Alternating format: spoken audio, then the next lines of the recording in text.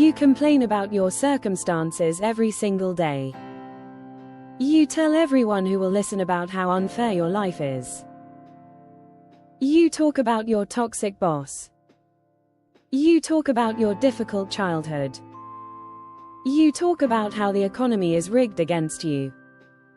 And if someone offers you a genuine, actionable solution to your problem, you immediately reject it. You immediately find an excuse for why that solution will not work for you. Have you ever stopped to ask yourself why? Why do you violently defend the very problems that you claim are destroying your life? The truth is incredibly ugly. You do not actually want a solution. You want sympathy. You are secretly addicted to feeling sorry for yourself. This is the dark psychology of the victim mentality. It is a psychological virus that completely paralyzes your potential. And the most terrifying part is that you do not even realize you are infected. On the surface, being a victim feels like a miserable existence. But to your subconscious mind, playing the victim offers a massive psychological reward. It provides you with the ultimate get-out-of-jail-free card. If everything is someone else's fault, then you have zero responsibility to fix it. If your failure is caused by your genetics, your parents, or the government, then your fragile ego is completely protected. You never have to look in the mirror and admit that you are the architect of your own misery. Being a victim is easy. Taking absolute responsibility for your life is excruciatingly hard. When you adopt the identity of a victim, you learn to weaponize your trauma. You use your past pain as a shield to deflect any criticism or expectation of greatness. You create a twisted economy of pity.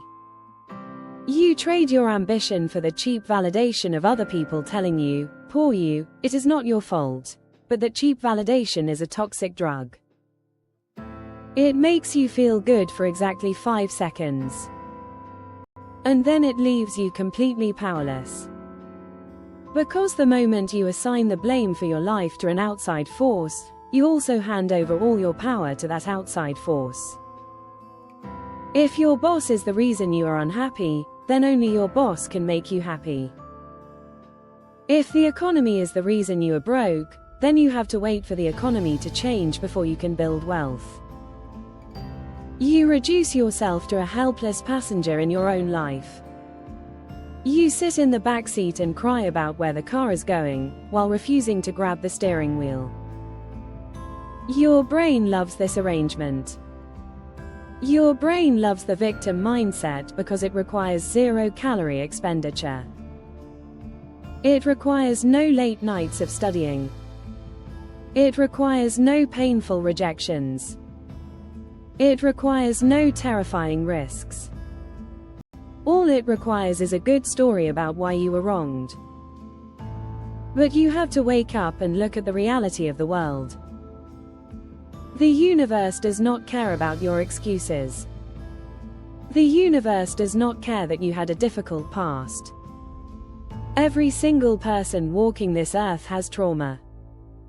Every single successful person you admire has been betrayed, rejected, and pushed to the absolute edge of despair. The difference is that they refused to let their trauma become their identity.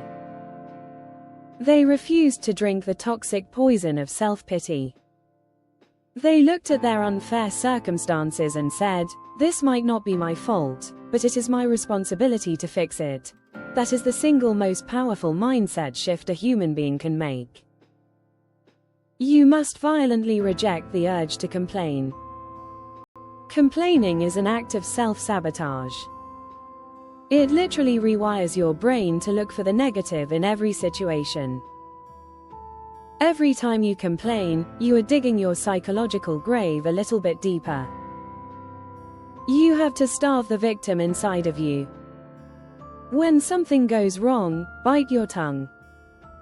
Refuse to blame the weather, the algorithm, or your coworkers. Take radical, terrifying ownership of the outcome. If you fail, look in the mirror and say, "I failed because I did not execute well enough." It will hurt your ego. It will feel like a physical blow to your pride. But that pain is the exact sensation of you taking your power back.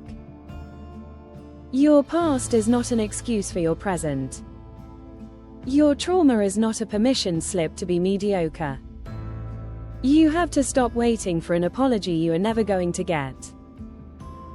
You have to stop waiting for someone to come and save you. No one is coming to save you.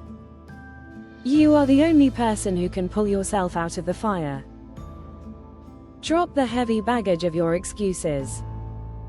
Stop trading your future for the cheap comfort of sympathy.